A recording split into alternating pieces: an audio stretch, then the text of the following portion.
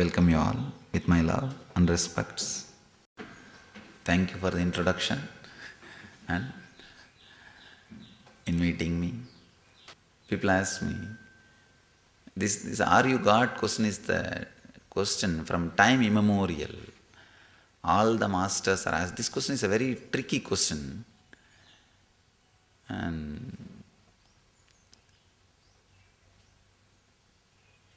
whenever people ask me, "Are you God?" I again and again tell them, I am not here to prove I am God, I am here to prove you are God. So, whether I am or not is no way directly related to your life. But one thing is sure, we are all, everybody carries that glimpse, carries that truth inside us. As we heard in the introduction about the Kabir's verses, beautiful verses. When you are awakened, we really feel we are God. It's not egoistic statement. Please understand. It is not egoistic feeling.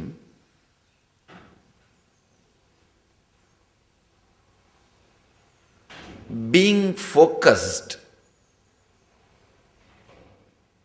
is the side effect of dynamic consciousness. Being focused in the world does not mean that this is the only reality. In the dynamic consciousness, you will have your inner space experiencing this world intensely focused. At the same time, you will be experiencing the truth which is beyond this world, what we call God or divinity or whatever it is. I'll try to share few truths, satyas. We will analyze it with our questions. We'll try to internalize it by questioning. Then we may be able to enter into a meditation technique to experience the truth. First few things I want to present in front of you. The Satya. In Vedanta we have 3 steps. Shravana, Manana, Nididhyasana. Shravana means listening. Manana means contemplating or questioning, internalizing. Nididhyasana means living it, expressing it. Few basic truths.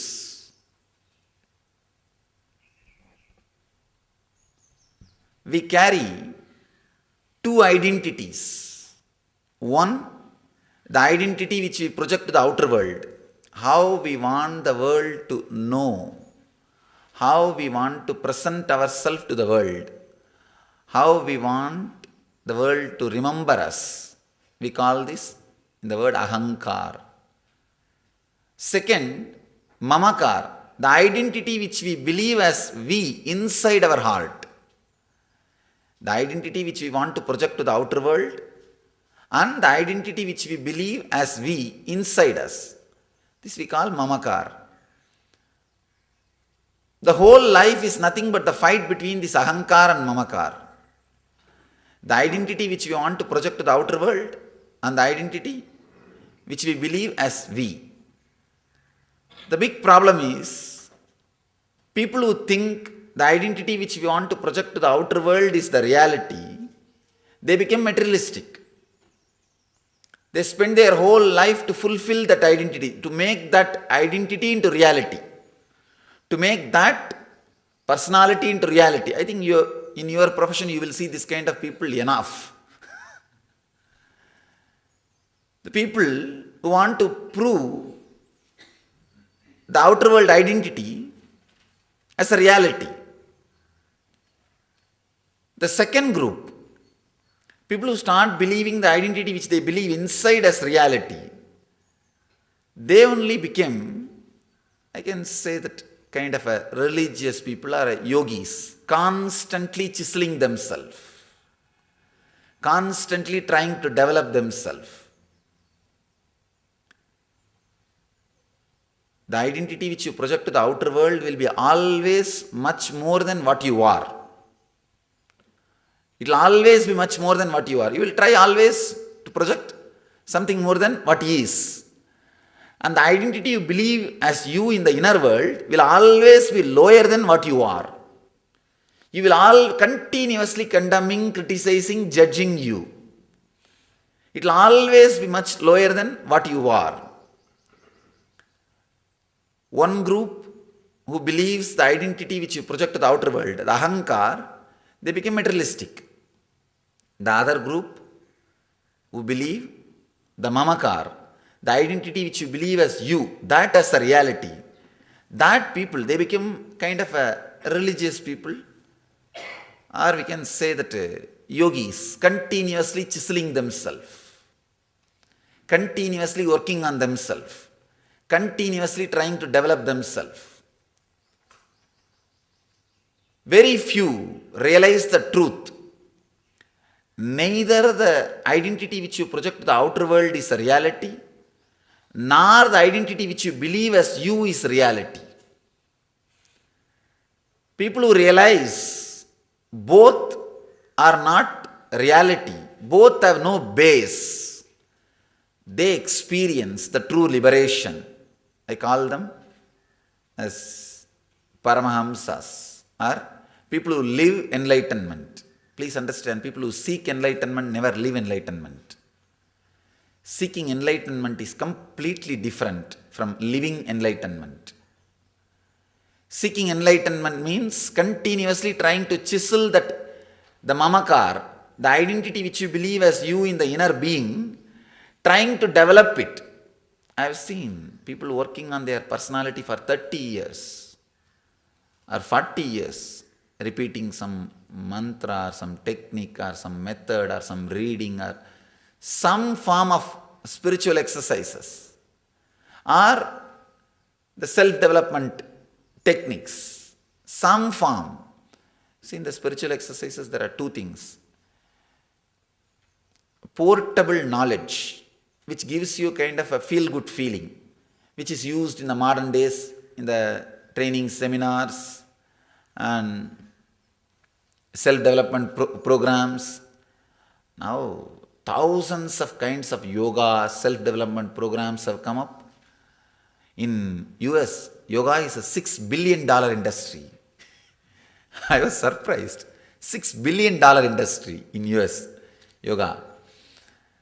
Because the portable knowledge can be easily packed and sold. The self-development techniques. There is another one, the second part, non-portable experience. Yoga is not just replacing anasana or metasana. The meditation is not just to replace your antidepressant medications. It has its own depth. It is much deeper than physical and mental well-being. It has its depth. That depth only I call as non-portable experience. See, the first group never bothers about spirituality, the materialistic group. People who believe only the ahankar as reality. The second group, who believe as mamakar as reality, they go on using continuously some methods, techniques. I call that as a portable knowledge. Of course, this gives you a feel-good feeling. It really gives you a feel-good feeling for 2 days. If you do some kind of kriya, pranayama, or yoga and all these things, wonderful, nothing wrong. It gives you a feel-good feeling for a few days. But I feel the spirituality, the traditional knowledge, the research and development which went on in this country for last 10,000 years in the inner science can contribute something more than feel-good feeling to you. Please understand, I am not against yoga or pranayama or all these things. These are all beautiful. But we have something much more which can contribute more to your being than a simple feel-good feeling. At least last 10,000 years in India, the research in the inner science went on. can say millions of inner scientists and at least 1 crore inner science laboratories we have in India, more than 1 crore living ashrams and temples where this science is continuously practiced by at least 1 billion people.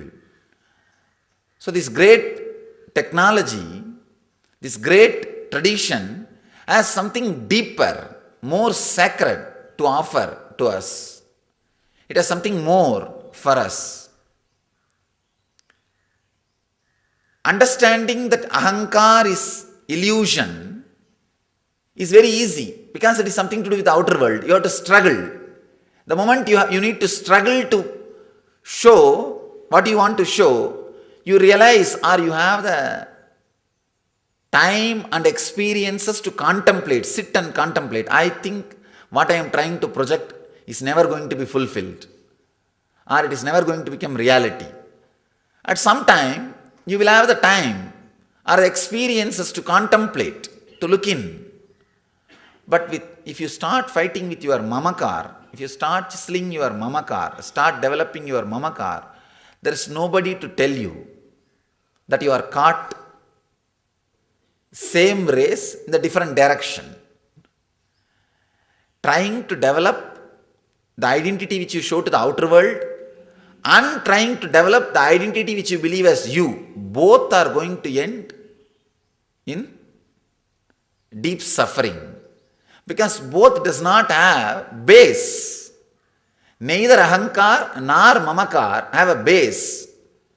The moment you understand, this two does not have any base, this two does not have hold over your inner space, suddenly you experience such a great freedom, the liberation or the restful awareness, what J. Krishnamurti calls as choiceless awareness. That awareness is the real gift from our tradition, from our great Vedantic tradition. The research and development which went on in the inner science, I can say this is the essence.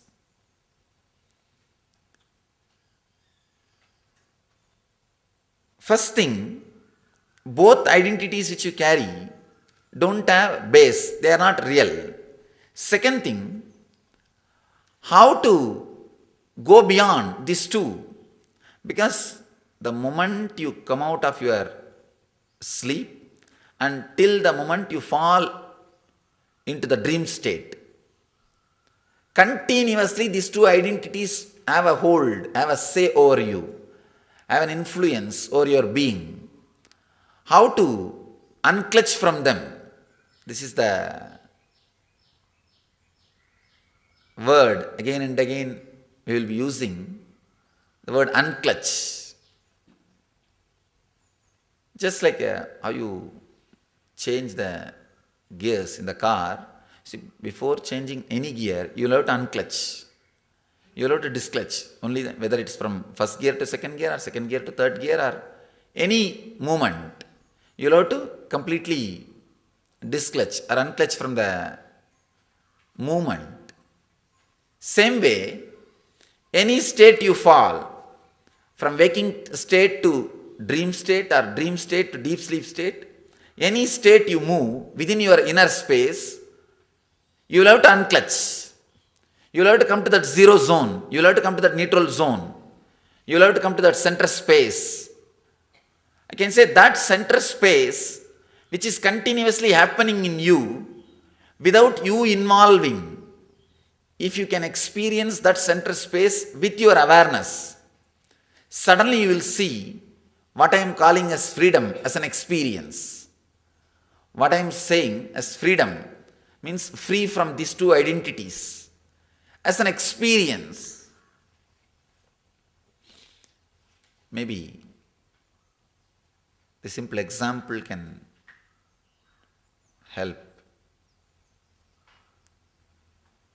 In north, I have seen in the forest, in North India, forests, they hang a small stick to catch birds.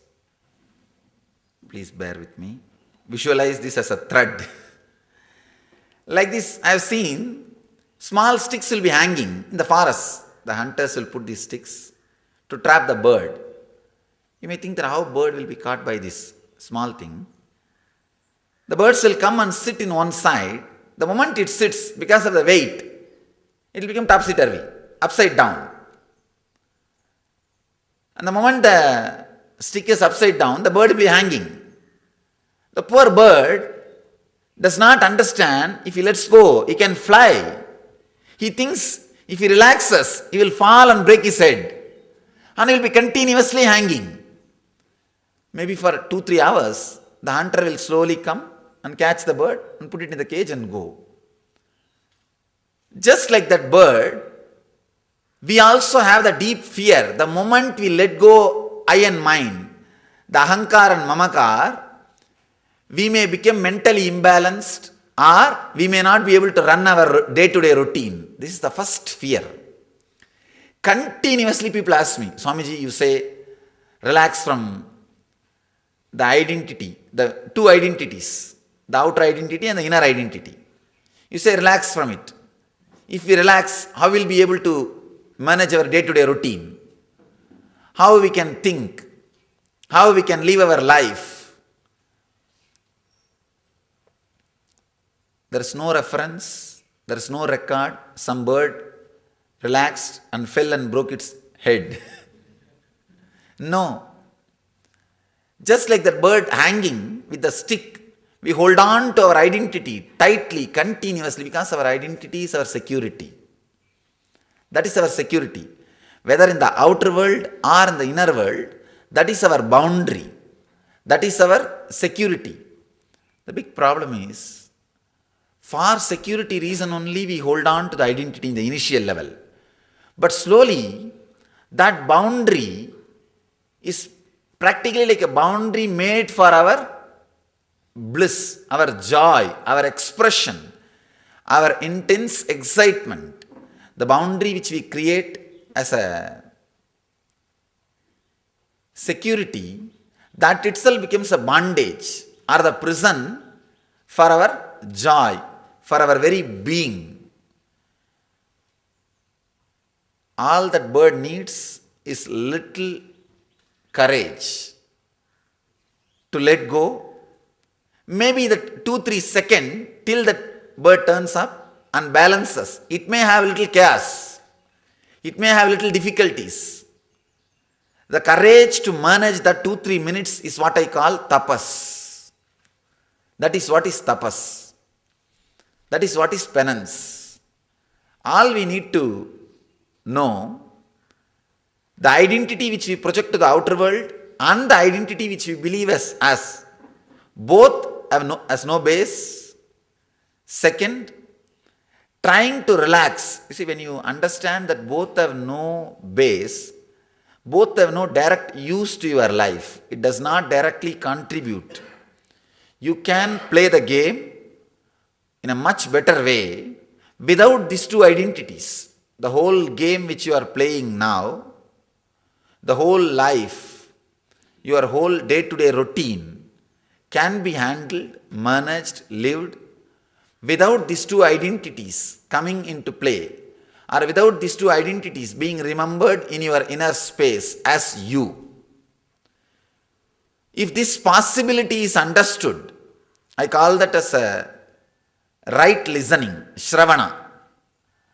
And if you are continuously contemplating and trying to live this freedom, I call that as manana, contemplation. If you are established in that freedom, that's what we call nididhyasana, living enlightenment.